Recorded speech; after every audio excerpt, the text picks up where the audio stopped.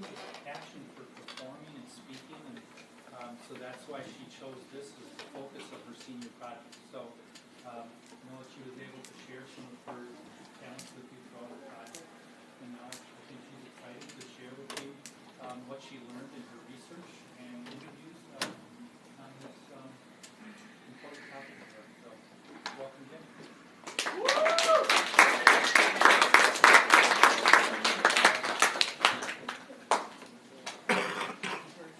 Your hands are sweaty, your palms are shaky, you have to talk in front of everyone. It's terrifying. Trust me, I know. Jerry Seinfeld once said, according to most studies, people's number one fear is public speaking. Number 2 is death. Death is number 2. Does that sound right? That means to the average person, if you go to a funeral, you're better off in the casket than giving the eulogy. This is something that drove my project, because I can't comprehend that someone is more scared of talking to people than dying. Because all public speaking is talking to people, and that's not very hard. Through my project, I wanted to find out what happens when public speaking, what happens with public speaking that makes it so bad and how you can overcome it. There are many obstacles to public speaking, which leads to extra senses of doubt. A common obstacle for many is anxiety or social anxiety, which increases nerves, doubts, and challenges. Although there are different genetics that people with anxiety share, there are different factors that can increase your chances of developing the mental illness. Some people's personality can cause them to become more anxious, specifically if they are more introverted or self-doubting, as they sometimes rely on other people's views of them for validation. Another factor that can lead to anxiety in life is life events and experiences. A reason it is so much more common nowadays is that it's easier to diagnose, and with technology and the internet, we may find insecurities in ourselves otherwise unknown, which allows for the illness to fester.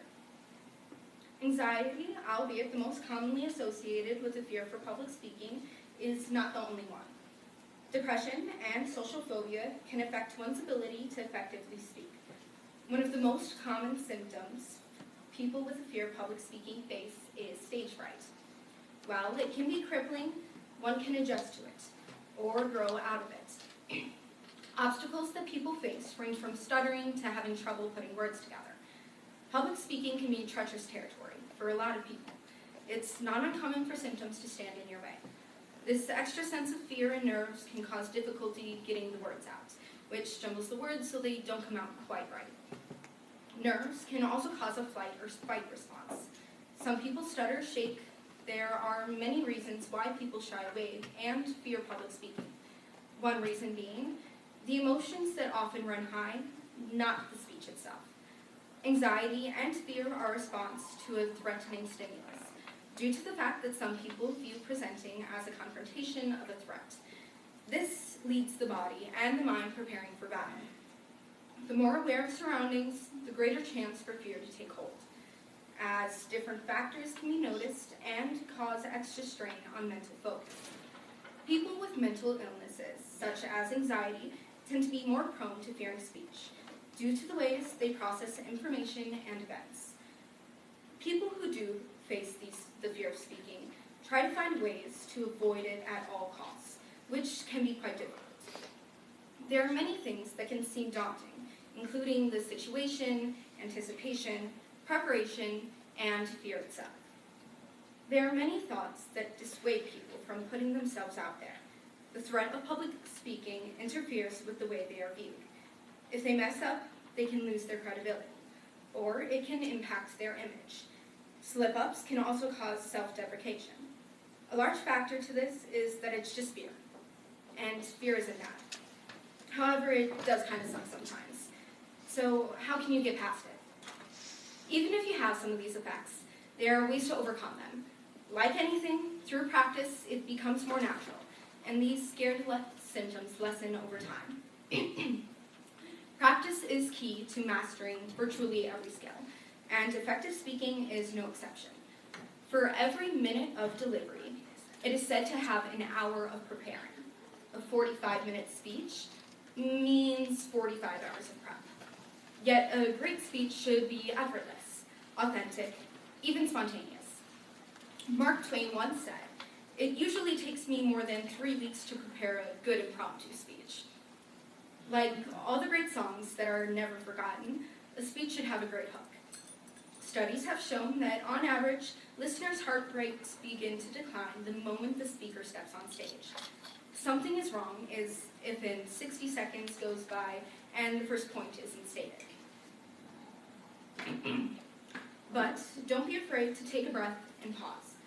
Every second that there's a pause will strengthen the impact of the words. A fundamental rule of public speaking, whether on the radio or television or to a live crowd, talk to the audience. Not over their heads or through them, just use normal, everyday words.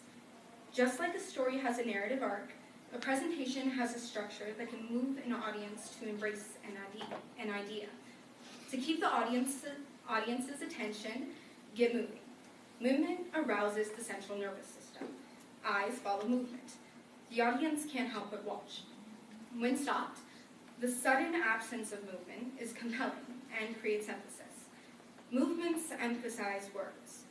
Block out words as if an actor, taking advantage of the space. Return to center stage when returning to the main theme.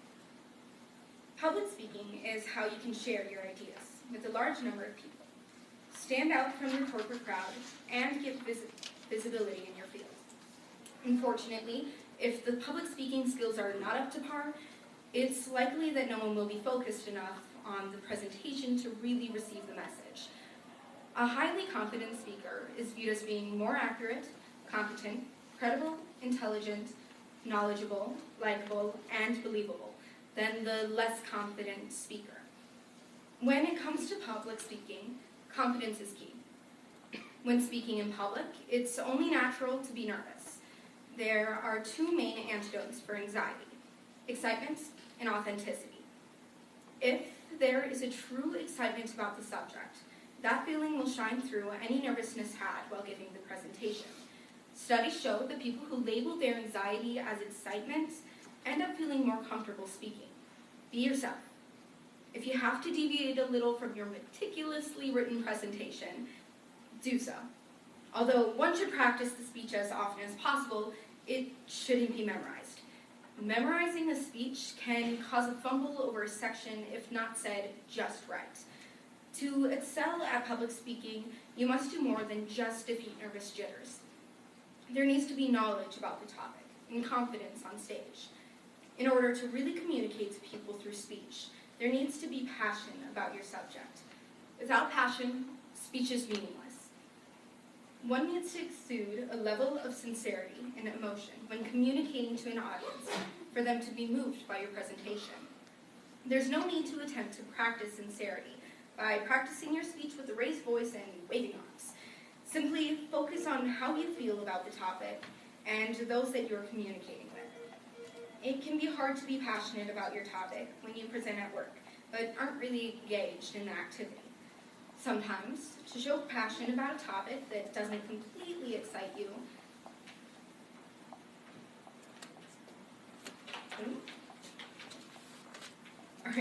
To show passion in a topic that doesn't completely excite you, you need to dig deep into the topic and find things that interest you. In order to be yourself in a presentation, you should memorize your speech. You shouldn't memorize your speech in absolutes. Practice your speech as often as possible, but be willing to change up the wording. This makes it easier to change it up during the actual presentation if things aren't going exactly as planned. Memorization can set up a barrier between you and your audience. Any connection you've made with your audience could be broken by tones that seem fake or too perfect. In general, you should try to speak in conversational tones. If you say a few ahs or ums, that's okay. Don't sweat it. If you want to be more engaging as a speaker, then avoid talking in a tone that seems too well rehearsed, but you still want to take the speed and inflection of your delivery into account when you practice your speech. To practice proper cadence, record yourself giving your speech and listen to it later. You'll be able to tell exactly when and where you start to sound inauthentic.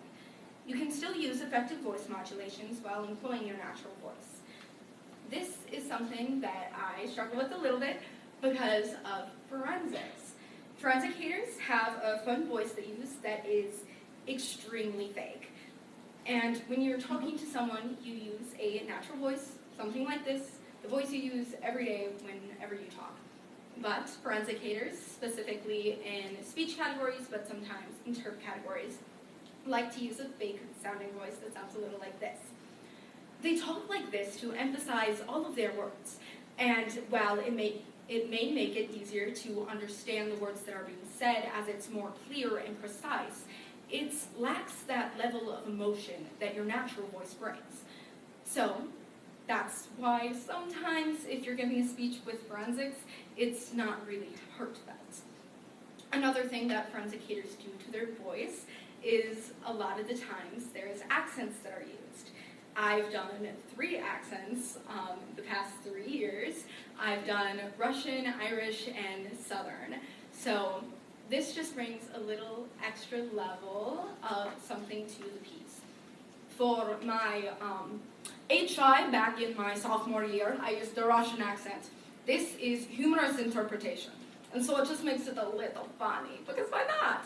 But, so that's interesting. And then this year, for my dramatic interpretation, I was a little bit of a Southern belle. And accents are really good to use because then you can't use that fake voice. So it's naturally authentic. And so that's something that people also bring to the table with forensics. So right now, I'm going to show you a video of one of my pieces this year. This is my group interpretation, which is my main category that I've done all 4 years. They came from that school. They didn't explain why. Their faces were warm. Don't ask! I was whimpering and wiping my nose. Trevor was staring out the car window. Laura shut her eyes, trying not to think of her wait. Trying not to think that something horrible had happened. That maybe the house had burned down. Or that both our mother and father were dead. I believed mother was dead. Trevor believed it happened father. Perhaps a heart attack at work. Uncle Bill and Aunt Jane took us from school. In the hall, the principal stood, staring. What is it? Family emergency? Why? I was the youngest. I tried not to cry. There was Trevor, he was 11, and Dolores was 13. We tried not to cry.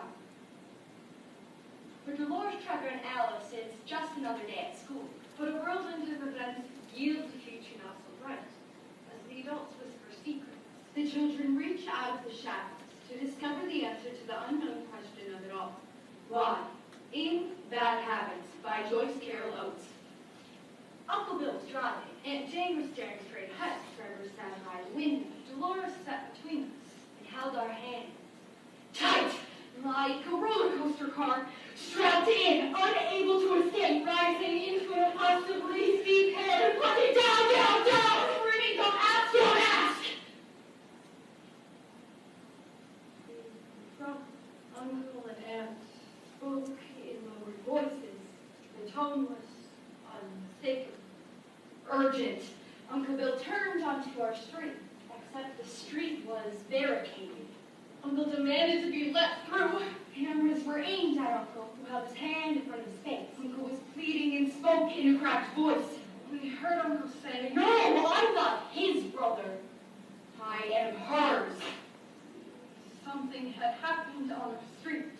You'd think there would have been a fire or an explosion. Neighbors stood on their lawns, staring. Their police officers, top in front of yellow tape, had been posted around our house. Our house looked so strange, yet I could see it hadn't changed. Everywhere seemed strange. Then a blinding light of cameras flashed. Aunt Jane instructed us, keep your windows rolled up and your heads down. Then our brother appeared. Mama hurried to the car. She was hunched over, shielding her face with her hands. Mother crouched back seat with the uncle shut the door. The mother was too weak to shut herself. Take me away! Out of here! Oh, God! Dolores and Trevor looked at each other, pale. So we knew whatever had happened to God. We were taken to Uncle and Aunt's house. In the street, on the lawn, in the driveway. Strangers, reporters, photographers.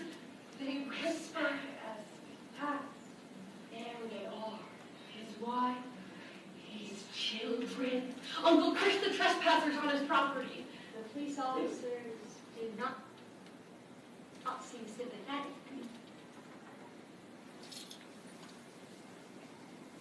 So that's a little bit of my piece this year.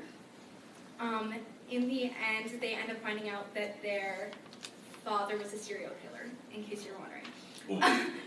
So it's a little bit serious. But, so forensics is made up of two different categories. There's interpretation and there's speech. So the speech categories are speeches that students write themselves and then perform. There are different categories that are all speech, such as informative speaking, which is like our speech event nights, but a little bit longer. And then there's demonstration speaking, which is when you are showing something to your audience. And then there's also moments in history where they give you a time period and you have to write a piece about that time. And then on the other side of the spectrum, there's interpretation categories. That is what I've done the past 4 years, so I'm very familiar with those. But there's a wide range of categories in there, such as humorous interpretation, which is a 10-minute funny monologue with different characters that you pop in and out of. And then there's dramatic interpretation, which I did this year, which is a sad or depressing or dramatic piece that's a 10-minute monologue, typically only with one person. Then there's group interpretation, which you just saw, and that can be anywhere from 2 to 5 people. It's one of 3 categories that is more than just one person, and then there's one thing with that is its interpretation. So some pieces are acting pieces and some are interpretive pieces. So if you could tell, none of us we weren't like one was one kid, one was the other, and then I was the third. We all played everyone and we're interpreting the story so that you know what's going on and you're hearing the story, but you're not seeing it. So that's something that's really important. You're not just acting out a scene. And then there's a bunch of other categories, but I won't go through all of them.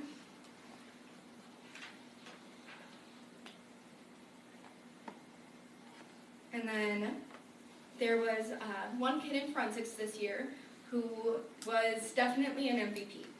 He had a challenge that no one else had to face. A lot of people have fear of public speaking, which is really common, and there's a lot of other people that are also going through that. But he was deaf, and this was something that took a lot of extra work for him to be part of forensics, because being deaf, he can't hear words that are being said, so he has to figure out how to say them and how to move his mouth so that the words come out understandably. I remember at the first tournament, there was, one of my friends came up to me and they said there was someone in their round who had a really weird accent and they couldn't really understand him. And there were a few foreign exchange students, so I didn't think anything of it. And then I saw him a few tournaments later in one of my rounds and I realized it was because he was deaf. And that takes a lot of extra work to put in, and he did a pretty good job. He was able to power at multiple tournaments, and he also does a speech category, which he was extremely successful in, and he powered almost every tournament and placed a few times as well. So this shows that anyone can do forensics, and anyone can do public speaking. You just have to work on it, and eventually you'll get there. So I used to have a serious case of stage fright from my 8th grade year up until somewhere in my junior year. I was terrified of speaking. I've been in theater since I was really little, and I never stopped doing theater, but I started holding myself back and not trying out so hard in auditions because I was scared to be on stage, because I had this fear that everyone would be judging me, which is pretty common. And it's something that you shouldn't really fear because someone is bound to be judging you, but it doesn't affect you. It doesn't matter. So I would always try a little, I wouldn't try quite as hard, and I would get smaller parts so that I wouldn't have to talk in front of everyone or sing in solos, so that I wouldn't have that chance of being judged. And through my junior year, I was a TA at East for choir, for the freshman women's choir, and this unknowingly helped me a lot to overcome my fear. And throughout the year, I would lead the choir in warm-ups, or I would lead sectionals to help them learn their music and their parts. And this was something that slowly built me up to not being scared of talking in front of people anymore. Because I wasn't thinking of it as, oh, I'm standing in front of a group of 50 girls and teaching them stuff and talking in front of them and singing in front of them. I just thought of it as, oh, it's choir, I love choir. And so that was something that was really important. I slowly worked up to where I used to be in having that confidence when it came to public speaking. So you can't, if you do have a fear of public speaking, you can't just go at it full force and hope that eventually it goes away. You can't give these big presentations all the time and be like, oh, over time it'll go away because I'll get used to it. Because for some people, you might get used to it and it might fade, but you can also build up a tolerance to public speaking, and it can just make it worse. So having that slow scale up to the main goal can help a lot. So I started this year wanting to do a project on computer science. I was going to do a project taking a social media platform and researching the technical sides versus the human interaction sides. This was something I had planned on doing since my junior year. I worked a lot on defining my topic throughout the summer so that when I came here my senior year, I would know what I was doing. And throughout some meetings, and then finally leading up to my conference, we decided that it would be better to change my topic to speech, because it would combine my forensics project with my senior project, thus lessening my workload, which is something I've struggled with a little bit in the past. And so that was a big change for me, and I wish I would have been able to do my original project, as it was something I was very passionate about.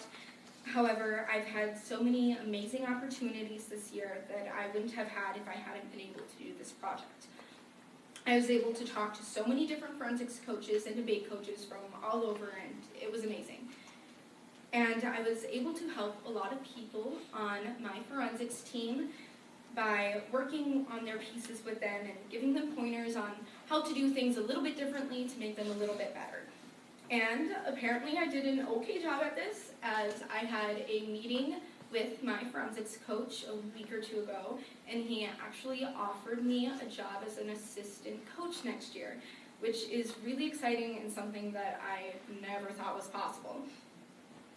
Along with helping people from my forensics team, I also decided to help some people from VNS by doing a speech class during speech units with some of the newer students. I had about 10 students that took part in my class, and of course it was a little bit difficult because we ended up missing 3 of my classes due to the terrible Wisconsin weather. But I think that my class was really helpful for a lot of the people who took it.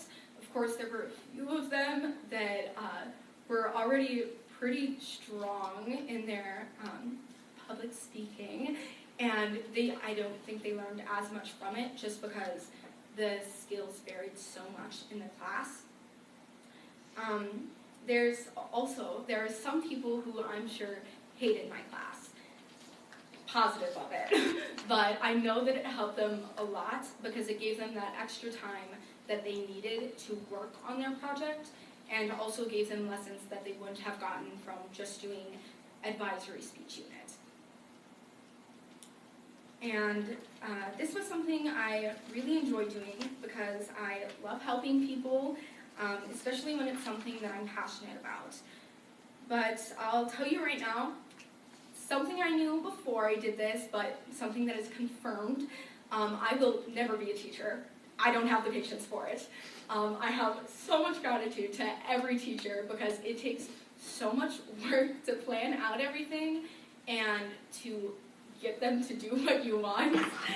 So throughout my project, it was fun being able to work with all of the newer students on something that most of them never done before. And it also took some planning before my class started because I had to make lesson plans for all of my lessons. This was something that I had never done before and had no clue how to do. So I talked to a lot of teachers and had them share some of their templates or stuff that they've used, any tips, so that I could get an idea of what I would have to do. I also then found the template that worked best for me and was able to use it as an outline to guide my lesson plans. The first one was definitely the hardest, as I never done anything like it, and finding out the times, what to say for the lesson part of it, and then how much time should be spent on each activity. After the first one, they got quite a bit easier because I would copy and paste them and then rework them to fit for the next class.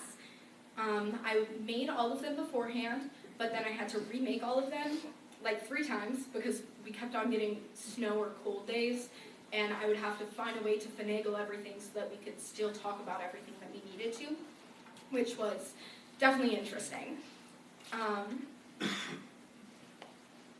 As well as doing the the speech class here this year, I also am helping with the forensics showcase at East, which is actually tomorrow. And one second. So the showcase is tomorrow, and so what it is everyone from the forensics team is able to perform their piece one last time, and we have 3 different rooms in the first half, and then we all come together for the second half, and there's the showcase for mostly seniors or people that did exceptionally well throughout the year. And I am going to be emceeing half of the event in the beginning, and then I'm also actually performing twice. So I'm performing my duo interpretation and also my group interpretation, which I did at State. So this is a picture from State. And feel free to come. It will be interesting for sure. Next year I'm going to UW Green Bay, where I plan to major in computer science with an emphasis in software engineering. And I also would like to do, I'm planning on minoring in theater, as it is something I'm really passionate about. Eventually, my dream job is to be a project manager for something related to computer science, as it would allow me to work with a bunch of different people, as that's something I love to do. And then I would also be able to still work with computers, as that's also something that I've learned to love the past few years. Alright, oh, got behind a slide. Thank you. Any questions? Woo!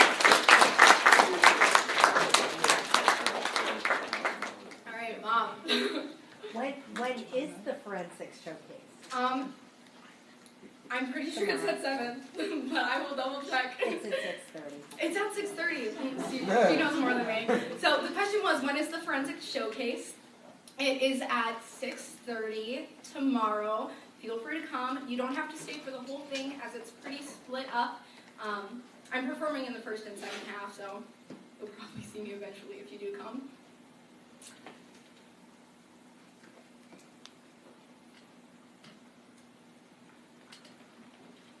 Any other questions?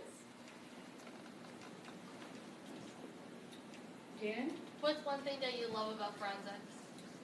One thing I love about forensics is the question. So there's definitely a lot, but I think my biggest thing is the people, because through doing forensics, like, yes, you're like competing against all these different people and everything, but you get to meet so many people from all across the state, because there's tournaments basically every Saturday that's like all day long, and there's people from all over, all schools that come. So I have a lot of friends from Sheboygan, Amherst, like basically everywhere that I've been able to meet through forensics. And then I've also gotten really close to everyone on the Appleton East forensics team. Mr. Kropi? It's so clear to everyone that you're passionate about drama and forensics and so forth. Was that ever a consideration for college or career for you? So the question was, I'm passionate about forensics and theater, and was it ever a possibility for a career or college? So I planned to minor in theater in college, but like I never thought of it as a career. I don't know, it just didn't really seem realistic to me. And everyone thought that I was gonna want to pursue it as a career, and they were kind of surprised when I told them that that was not something I wanted to do. So finding something that worked with my other passions was a big part of that. Tegan? So, what originally drew you to forensics? So what originally drove me to forensics? So I've been doing theater at Appleton East High School since I was in 4th grade, and the old director there was Deb, and she basically forced everyone who was in theater to do forensics as well, because she also coached forensics, and it helps a lot with your acting, as you could probably imagine, because it's just more practice, and you get to focus more on your acting in forensics than you do during a show. So basically everyone who did theater did forensics, and I remember growing up, people in theater would always talk about it, and I just couldn't wait till I was a freshman so I could be in forensics. So yeah. How would you describe your, I guess, speech experience at VNS? My speech experience, so how would I describe my speech experience at VNS was the question. So speech event night is kind of weird, and I think it's definitely very helpful, and my 7th and 8th grade years it was nice because I love to talk, but I don't love to write. So I think writing the speech was definitely the biggest challenge for me. Once I had it written and edited, I was good to go, but I think that process of putting the words together was definitely the most challenging and the most beneficial for me. I think it's kind of strange because the speeches are 3 minutes. That is so short. So especially when you're doing a 6-week project and you're giving your speech about something, you can talk about like 2 things. Like you cover barely anything of your project. So like that's one thing to remember is it's 3 minutes of your life. It's nothing. You'll get through it, but it is a good experience, especially for someone who doesn't have the opportunity to speak as much, because it forces you to at least try it, because it's something that you're gonna have to use. Olivia? Why computer science? So did the question was why computer science? I did a project my junior year, like the first half of the year, that was coding with Shakespeare, and it was really cool. I made a website with HTML about Shakespeare, so I was combining something I hated with something I loved because I did not like technology and I needed technology credit, so therefore I did that project. And then I discovered that I did like technology. And the second half of my junior year, I took an Intro to Computer Science class at Appleton East, and that really solidified that this was something I was really interested in, and then I continued to pursue it this year. Were there any surprising facts you learned during your research, and if so, what most surprised you? So the question was, were there any surprising facts that I learned through my research and what surprised me? I think the biggest thing was learning about so one thing that I thought was really interesting is, through one point in my research, I talked about it a little bit in my speech, is if you instead think of presenting and the anxiety of presenting as excitement, it works. Like if you're giving a speech and you're like scared, turn that scared into like excitement about your topic, and it makes it way easier. That was something that I was like, oh, that's kind of weird, and then I thought about it and I tried it, and it actually works really well. So that was definitely one thing that all of you should try next year at Speech Event Night. Right. Ace? Do you have a favorite category of forensics? So the question was, what is my favorite category of forensics? So my favorite category of forensics to do is definitely group inter, because I've done that for forever. And the past 2 years, we actually got a new forensics coach because the old one retired. And so I've learned so much more about it because I had to find my piece and cut it and then present it as well, because my old coach used to do that for me and she's not here anymore. So that was something that was really cool. Group interp is definitely one of my favorites. I think my favorite to watch is probably humorous interpretation because they're hilarious. And like sometimes they're kind of bad, but most of the time they're really funny. So that's always nice. If I ever didn't power at a tournament, I would probably go watch HI Power Round, as it's pretty entertaining and it lifts your spirits a little bit. Mr. May? Just jumping off Aiden's question, can you talk some more about your best sources that you used and how you attack them? Yeah. In terms of process, I guess. So the question was, what were some of my best sources? I think for this, I definitely would say my live sources were probably the biggest impact. Mr. Miller is the current forensics coach at East, and I used him a lot for different questions and helping me with different things. So he was definitely a big one. And then I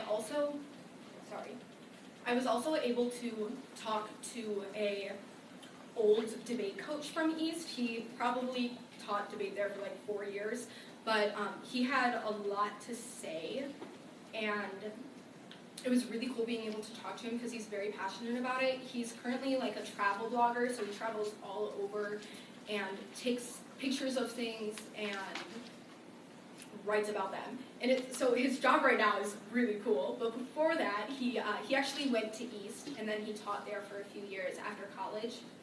And he just had a lot of really good information. I know one thing he said is there are thousands of high schools in America, and that means there's thousands of valedictorians. So you have to find something that sets you apart, and one way that he did that was debate. And yeah, so that was something that I thought was really cool because academics aren't everything. Finding those other little things that you can do can really make a difference. Liam? What's your favorite way to prepare for and deliver a speech? Also, is that something that you developed during the project, or did you already sort of have that process before? So the question was, what is my favorite way to prepare and deliver a speech? And did I use it for this project, or was it something I already had? I definitely, it's kind of weird. So the first half of my speech was all written out because that was my research side, and I didn't want to mess anything up. And the second half of my speech is all bullet notes. I swear by this. If you have to give a speech and you want it to be sincere, like, do bullet notes so that you know what you have to cover, but it's not so scripted. Especially me, if I read something too scripted, I get into my forensics voice and then it's just so vague. So that was one thing that I specifically have to work on. So just having bullet notes, and like I have some sentences written out so that I didn't say things weird, and that just helped a lot with keeping it genuine, I guess. So that's one thing that I really like doing. I know I got away with doing that for a speech unit one year. That was my favorite speech. So, Ms. Palmer, Kozlowski? Maybe a follow-up question to Liam. How do you, in addition to the way you write the content that you want to speak, do you have a process for rehearsing and learning and just warming up as a speaker? So the question was, like, in addition to how I write it, is there a way that I go about speaking it, correct? Yeah, or learning it, practicing it before you actually give the real speech. So practicing it Yep. and learning Your it preparation. so that it comes out nice. So I definitely, I speak a lot for a lot of different things, and I present a lot of different things as well, just through different opportunities that I'm given.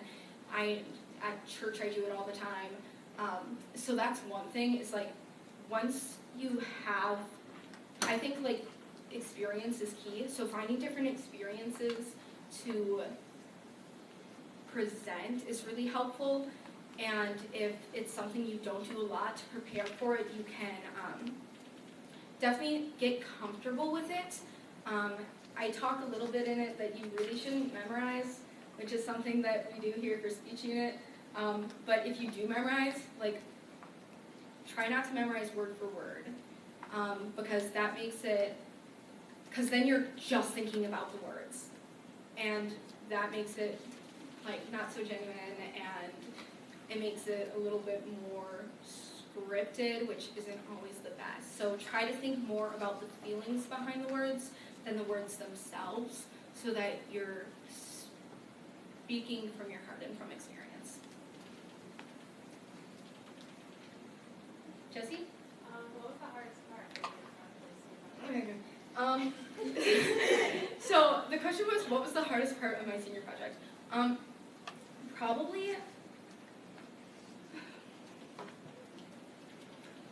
Probably the essay, the essay, because I don't like writing things. I'd much rather just talk all the time than actually have to write things down and make them make sense. English, I read all the time, and I talk all the time, but I do not write ever. So I think writing a lengthy paper that made sense, also that's not in the second person, because I always wanted to say you in my paper, and I can't do that. So that was definitely a struggle, was working on the research paper. Jessie. What are your plans after college as a theater? Do you want to like finish things? love to do community theater and stuff. I want to do theater throughout college as well because I know there will be the opportunity to. If I can find a way to make it work and find time for it after college, I would love to do that because it is something I love to do. I just don't know if there will be time, but I hope there is. Ellie. Advice for future seniors. I would probably say you find a way to take notes that will help you when it comes time to writing your essay. Because what I did is I got a notebook for my notes and I wrote down all of my subtopics and I organized my notes by that. So I was putting all of my notes under the specific subtopic and then I highlighted them for the sources so that I knew what source it was from. And that was so helpful when it came to writing my paper because everything was already organized and I just had to connect them. Jaden. What's one thing you'd want us to take away from your speech? What's one thing that I want you guys to take away from my speech? I think definitely a big thing is there's always going to be a little bit of fear and anxiety for giving a big presentation. Trust me, I was very nervous before this, but about halfway through my speech, I was like, it's not that bad. So just remember that it's not that bad, and you'll get through it. It's only a small portion of your life, and it's something that will help you in the future with talking to different people, and it affects so many different parts of your life because it's public speaking can help with a lot of different things, not just giving a big presentation in front of a bunch of people. So finding ways to implement it into different parts of your life so that if you do have to give a big speech, you're more comfortable with it. Mr. Folke? Sometimes in my career, students have said about various subjects, well, what's the point? Why will I ever do this after I'm done with school? So how will you use this public speaking, do you think, in your career or after college? Many ways. So, interviews, if you ever have to be, do an interview, which all of you will at some point, it helps you feel more comfortable because they are asking you questions and taking notes and thinking about what you're saying. So public speaking helps a lot with that because you're already more comfortable talking. And so even if it's just one-on-one, that being comfortable with talking will help a lot. So interviews is one. If you ever have to do meetings or press conferences, there's it applies a lot to the work field because you're never just going to work by yourself. You're always going to work with other people.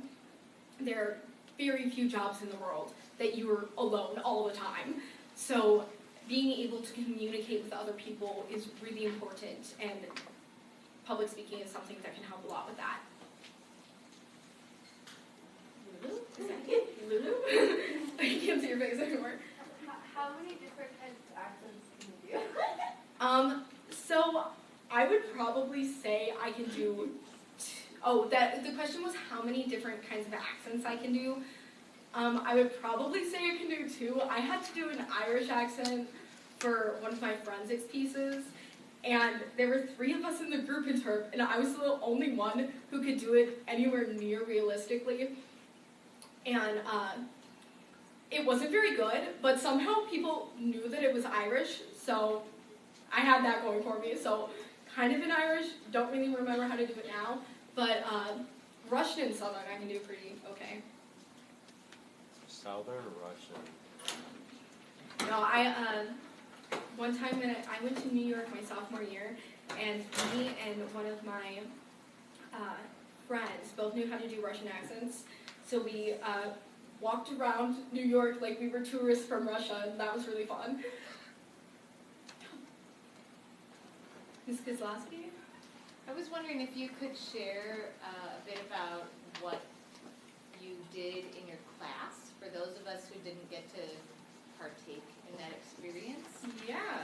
So the question, well, she asked if I could share a little bit about what I did in the class. So I split it up into different chunks.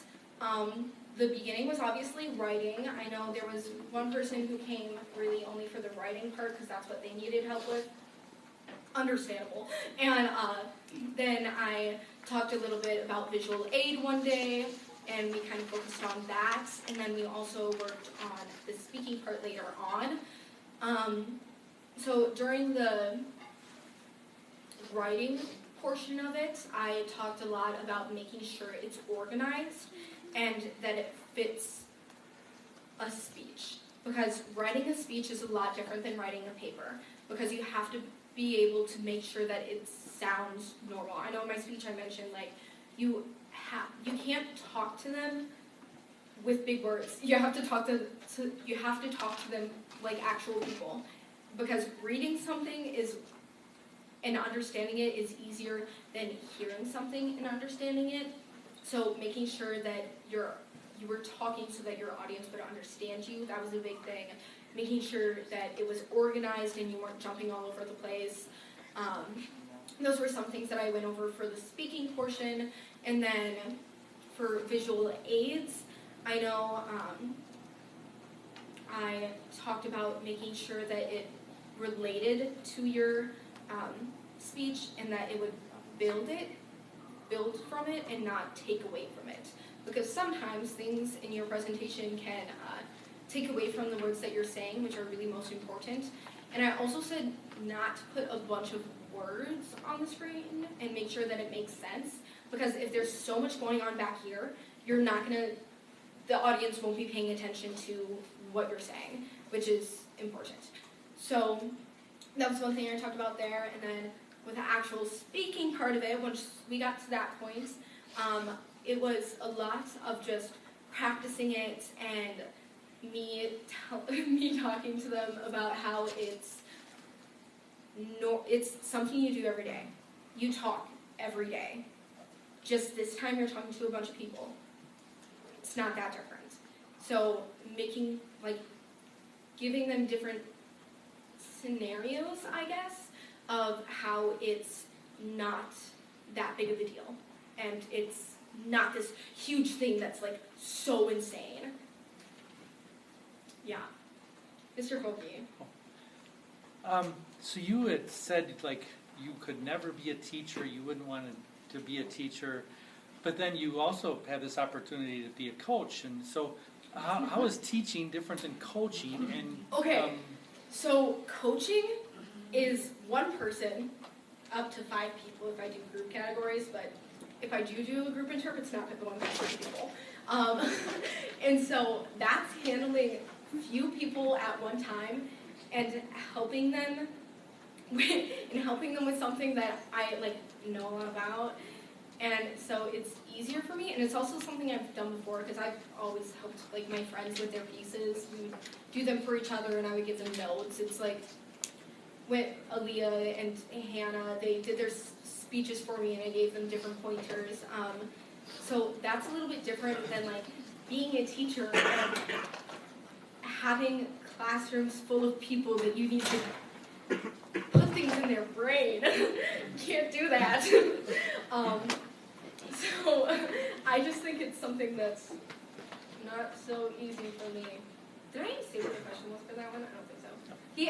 He asked if what coaching and teaching is so different. So early on in your slides, you were talking about people's natural fear of public speaking, but then there were things about mental illness on there, and if we're afraid of public speaking, it doesn't automatically mean we have mental illness. No. So where did the correlation come from? So the question was in my slideshow earlier on. I had I was talking about people's like fear of public speaking and how it's something a lot of people face, and then mental illnesses that go along with it. I delved deeper into that in my essay, and what it is people who have like mental illnesses or whatever, it causes an extra sense of like fear or whatever symptoms they may have, because a lot of the time they always have these symptoms going on, and so when they're faced with something like public speaking, it can amplify them a lot, and it can make it a lot more difficult for them to perform, I guess.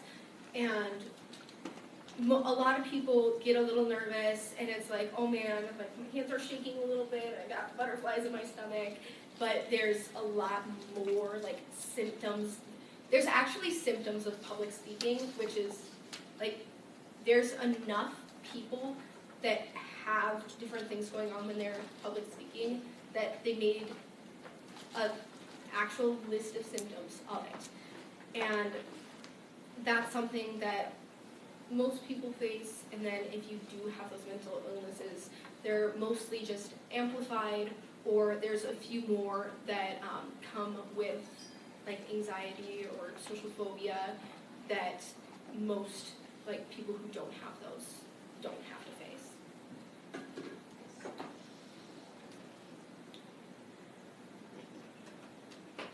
Lasky, oh.